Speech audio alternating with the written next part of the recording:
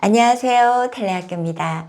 내 발달은 언제나 어린이의 성장을 지원합니다. 6학년 어린이 발달의 키워드인 개인성도 내 발달, 미숙하지만 전전두엽의 발달, 사고의 발달이 지원해주지 않으면 참 어렵습니다.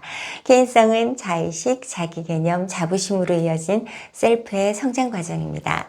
6학년에서 셀프의 바탕이 되는 것은 자기 억제화와 자기 동기화입니다.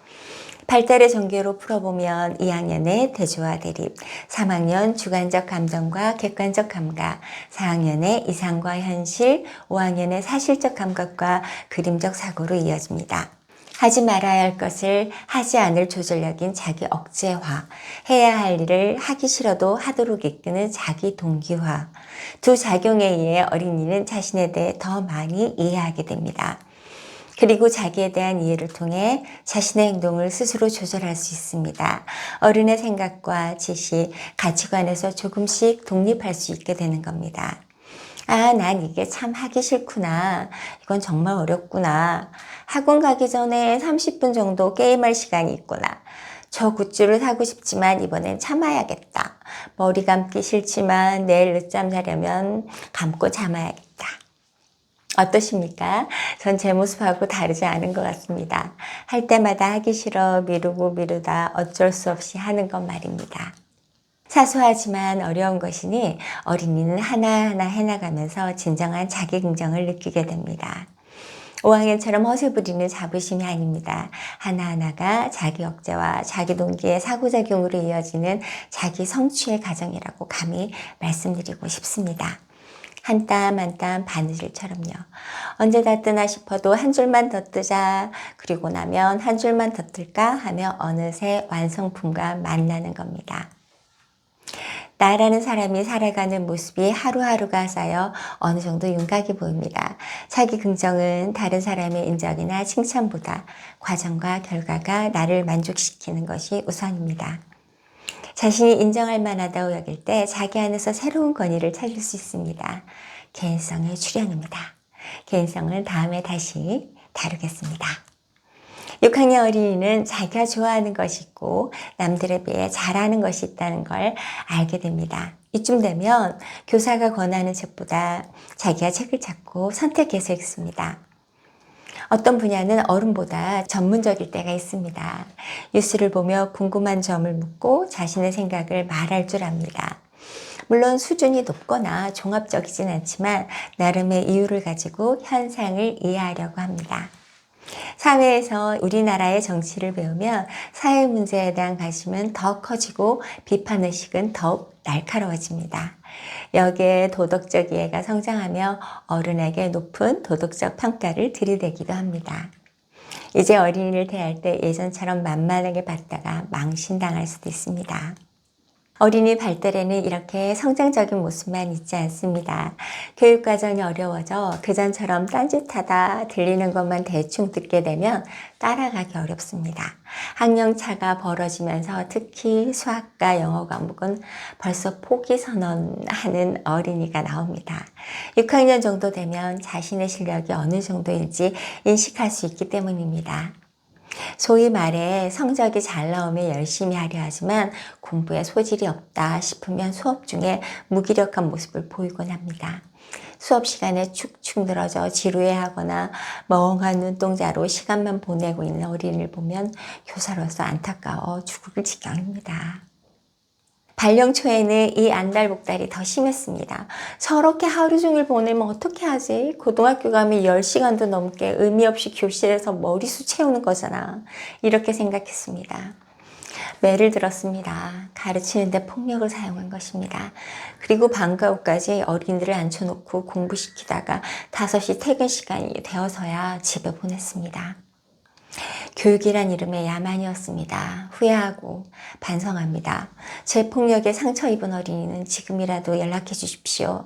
기회가 있을 때마다 사과하고 연락되면 개인적으로 사과하고 싶습니다. 저의 불안이었습니다. 발령 2년 차 옆반 선생님은 경력 많은 분이셨는데 특히 수학을 잘 가르치셔서 지역 경시대회에서 상을 타는 어린이가 있었습니다. 어떤 보호자는 아이가 6학년이 되면 그 선생님 반으로 들어가면 좋겠다 말하기도 했습니다. 잘하고 싶었습니다.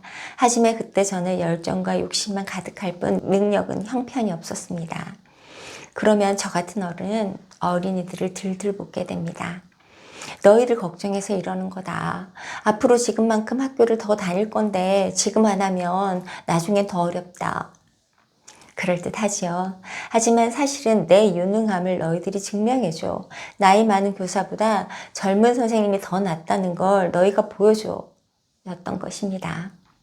지금도 못난 점 투성이지만 그때는 어린이 발달에도 무지했고 교사로서 전문성도 턱없이 부족했습니다. 또 다른 안타까움은 공부가 평가로 다가온다는 것입니다. 물론 평가는 교육과정에서 아주 중요한 요소입니다. 다양한 평가를 통해 피드백이 이루어져야 학습 내용이 풍부해지니까요. 초등학교에서 평가는 대부분 수행평가로 이루어집니다. 공부 시간에 참여하는 모습, 공책에 정리한 내용, 작품의 완성과 만드는 과정에서 드러나는 어린이의 성장을 확인하고 이런 점은 잘했고 이건 이렇게 하는 게 더 좋겠다 하는 것이 가장 이상적인 평가입니다. 그러나 현실은 그렇지 않을 때가 많습니다. 학습지를 만들어 간단한 치필평가를 하거나 서술평가를 합니다. 이건 몇 가지 이유 때문입니다. 먼저 그렇게 평가하기엔 평가 항목이 너무 많고 학급의 어린이 수도 많다는 것입니다. 수업을 진행하며 평가를 동시에 하는 것도 불가능에 가깝습니다. 활동하는 어린이를 계속 지원해야 합니다. 제대로 하고 있나? 필요한 건 없나? 때로는 수업을 방해하는 어린이가 있어 실랑이를 해야 합니다. 수업 마치고 바로 기록해두면 좋겠지만 쉬는 시간에는 화장실도 뛰어갔다 오고 생활 지도를 해야 할 때도 있고 아픈 어린이를 들여다보거나 다음 시간 수업 준비에 가끔 긴급한 회의가 열리기도 하는 정신없는 하루가 지나갑니다. 또 다른 이유는 평가의 증거를 남겨야 해서입니다. 평가지나 학습지라도 남아있지 않으면 이의를 제기할 때 반박할 수 없다는 것입니다. 사회도 그렇지만 학교 활동이 점점 방어적이 되어가는 것 같습니다. 평가는 가르치는 사람의 주관과 전문성에 대한 신뢰가 바탕이 되어야 하는데 요즘은 대학교 수도 어렵다고 하니 초등학교는 오죽할까 싶습니다. 이런 문화가 이어지면 교수학습 활동의 창의적이고 기발한 지점은 점점 사라질 겁니다.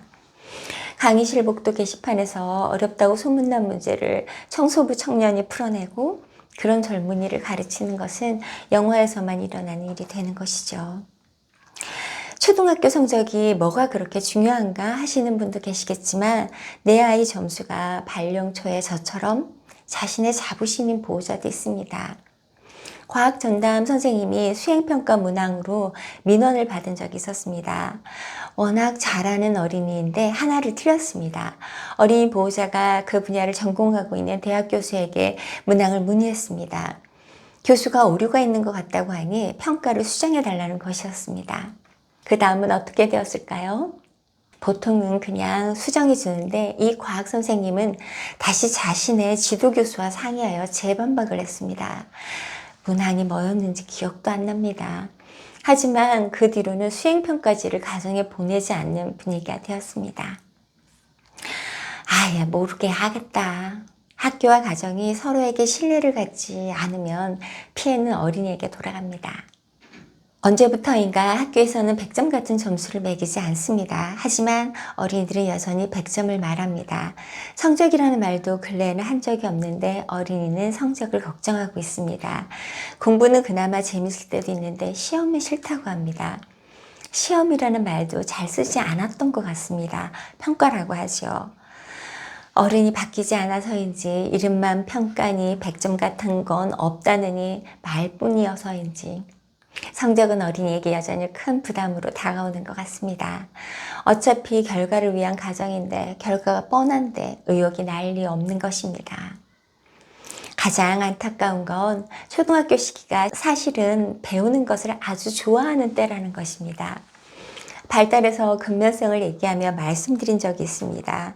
뭐든 언니나 형, 어른이 하는 것을 따라하고 싶고 조금씩 알게 되며 스스로 해보고 성취감을 느끼는 때입니다. 새로운 것을 맞이하는 개방성이 매우 높고 스폰지처럼 감각적으로 기능을 흡수하는 것이 어린이 시기입니다. 그런데 공부가 벌써 지긋지긋하다고 합니다. 공부하러 학교 오는 게 아닙니다. 첫째는 친구 때문에 오고, 둘째는 급식 먹으러 온다고 합니다. 셋째 이유는 여러 가지로 나뉘는데 말하지 않겠습니다. 서로 속상하니까요. 게다가 6학년쯤 되면 직정 능력이 꽤 커집니다. 여기에 어린이 시기에 꽂힌 감정이 무르익습니다. 활짝 피었다는 말로 부족합니다. 말이 되는지 모르겠지만 깊게도 피어납니다. 그림으로, 노래로, 몸으로 다양하게 표현할 수 있겠지만 글쓰기도 너무너무 잘하는 때입니다. 청소년이 되면 또 그 시기가 갖는 감수성이 있겠지만 6학년은 어린이와 어른의 감정에서 가장 좋은 점을 담아내는 학년이라고 감히 말하고 싶습니다. 6학년은 그렇지, 그렇지 하며 이해할 정도로 맥락을 구성하며 글을 쓸 수 있습니다. 그러다 어쩌면 이런 생각을 하며 새삼 놀랄 정도로 솔직하고 감동을 주는 글을 씁니다. 그런데 6학년 어린이는 글쓰기를 싫어합니다. 그냥 싫어하는 정도가 아니라 아주 싫어합니다. 6년 넘게 잡은 연필인데 연필 잡는 걸 일처럼 느낍니다. 몇 줄 써야 돼요? 바탕칠 해야 하는지에 버금갈 정도로 어린이가 자주 하는 질문입니다. 학습 내용을 PPT로 만들어 일단 관심을 끌었습니다. 트비를 흥미롭게 봅니다. 그러다 적었어요? 묻습니다. 공부 시간에 선생님 농담도 적어 놓는다. 어디서 숨 쉬는지도 쓰며 수업 시간에 참여했다는 모범생도 있습니다. 그런 학생을 보며 필기하려고 하지 말고 듣고 이해하려고 해. 한다는 교사도 있습니다. 그런데 어린이에게 PPT는 그냥 시각 자료에 불과해 한번 보고 넘길 때가 더 많습니다. 그래서 이번에는 칠판에 설명하며 써보았습니다. 물론 활동도 계획하고 직접 해보지만 내용을 정리할 필요는 있으니까요. 열심히 판사하고 돌아보면 그걸 바라보는 벌써부터 힘들어하는 어린이의 표정과 만나게 됩니다. 가르치는 사람은 또 방법을 바꿔봅니다. 학습지를 만들었습니다. 최대한 힘들이지 않게 어린이에게 일거리를 줄이면서 필요한 내용을 정리할 수 있도록 말입니다. 그런데 공들여 편집해 놓은 학습지는 어린이에게 그다지 소중한 물건이 아닙니다. 자기 마음이 들어가 있지 않아서인지 여기저기 돌아다니다 어느새 사라지고 없습니다. 그래서 그 다음은 어린이가 뭔가 할 수 있게 빈칸 메우기 학습지를 만들었습니다. 자기 글씨라도 들어가 있으니 한 번 더 보지 않을까 하는 바람을 담아서요. 그랬더니 이번에는 빈칸에 들어가는 정답만 알려달라고 하는 모습이 보였습니다. 이렇게 글자 쓰는 것 자체를 싫어하니 자기 생각을 담아서 쓰는 글을 좋아할 리 없지 않겠습니까? 6학년이 되면 교육과정에는 두 문단 정도는 이어서 생각글을 쓰도록 되어 있습니다. 공책에 쓰면 제목 포함해서 4분의 3 정도는 차지하는 분량입니다. 쓰기 싫으니 글자를 크게 씁니다. 했던 말을 또 하고 또 해서 분량을 채워 다 했다고 냅니다. 어린이 안에 담겨있는 감수성이 아까워 또 저는 안달을 냅니다. 그래서 컴퓨터로 하면 어떨까 해서 포탈에 학급 카페를 만들어 거기에 글을 올려도 된다고 했습니다. 컴퓨터를 일찍 접한 세대니 자판을 두드리는 건 그나마 낫지 않을까 해서였습니다. 그런데 뜻밖의 문제가 있었습니다. 어린이들은 게임이나 SNS를 좋아할 뿐 자판을 익히지 못한 것입니다. 자판 연습부터 해야 할 지경이었습니다. 억지로 하게 한다는 게 이렇게 버거운 일입니다. 세상 모든 일이 만만치 않지만 저는 땅속 깊은 곳에서 광물 캐내는 일이 제일 위험하고 힘든 일 같아 보입니다. 어린이 안에 있는 자기 억제와 자기 동기를 본인이 아닌 다른 사람의 힘으로 끌어내는 일이 지하에서 갱을 만들어 들어가 광물을 캐는 일만큼 전 어렵게 느껴집니다. 참 이상하지만 어떤 면으로는 이해가 됩니다.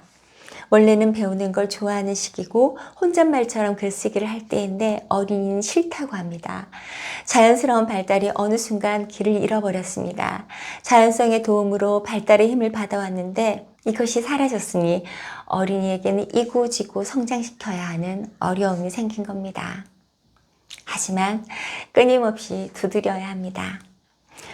여러분은 공부가 싫다고 하지만 사실은 배우는 걸 좋아하는 사람들이에요. 배우며 알게 될 때 여러분 눈을 보면 알 수 있어요. 재밌어 하잖아요. 말이 통할 때입니다.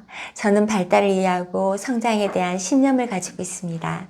그러니 세상 지루하고 하기 싫다는 어린이 표정 앞에서도 굴하지 않고 이야기하려 했습니다. 어린이의 비율을 맞춰주거나 저처럼 폭력을 쓴다고 해서 자기 억제와 자기 동기를 키울 수 있는 게 아닙니다. 마음을 흔들어야 합니다.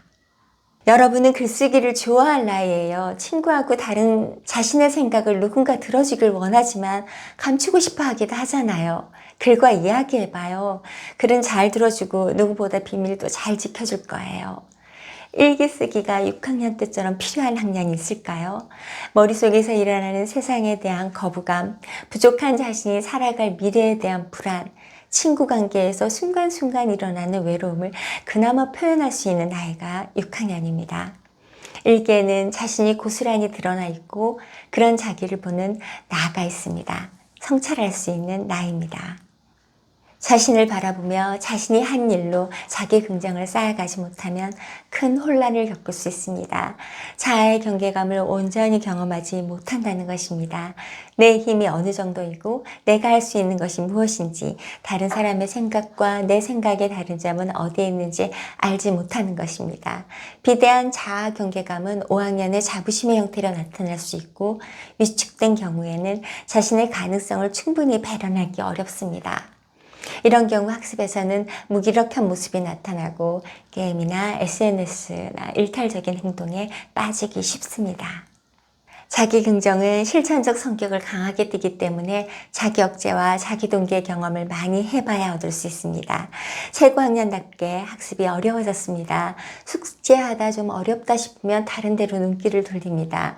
더 이상 동기를 끌어올리지 못한 것입니다. 유튜브에서 영상 몇 개 보다가 게임하다 보니 어느새 몇 시간이 훌쩍 지납니다.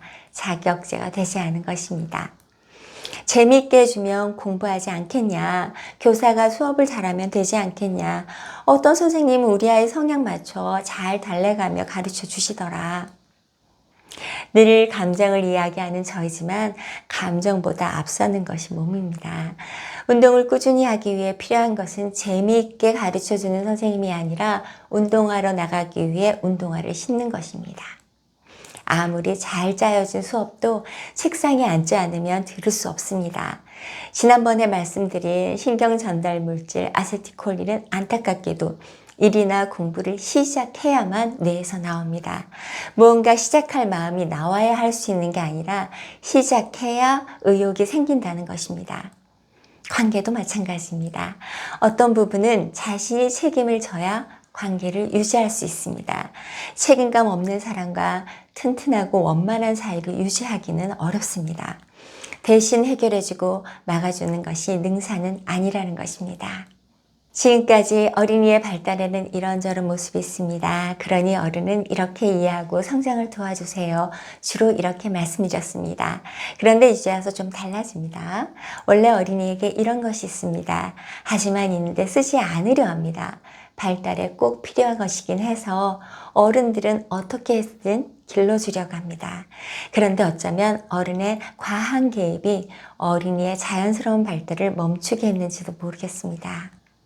학습은 너무 일찍 많은 양을 시키고 반면에 생활에서는 할 수 있는 일도 힘들어할까봐 맡기지 않습니다. 친구와 다투면 상처받을 걸 미리 겁냅니다. 곤란한 일이 생기면 어린이는 뒤로 빠지고 어른이 해결하려고 합니다. 어린이가 시련과 좌절을 겪고 자기 억제와 자기 동기를 기를 수 있기를 바랍니다. 어린이에게 힘이 있으니 어른의 불안은 어른끼리 나누었으면 합니다. 텔레학교가 함께 하겠습니다. 좋은 어른이 행복한 어린이를 만듭니다. 텔레학교였습니다.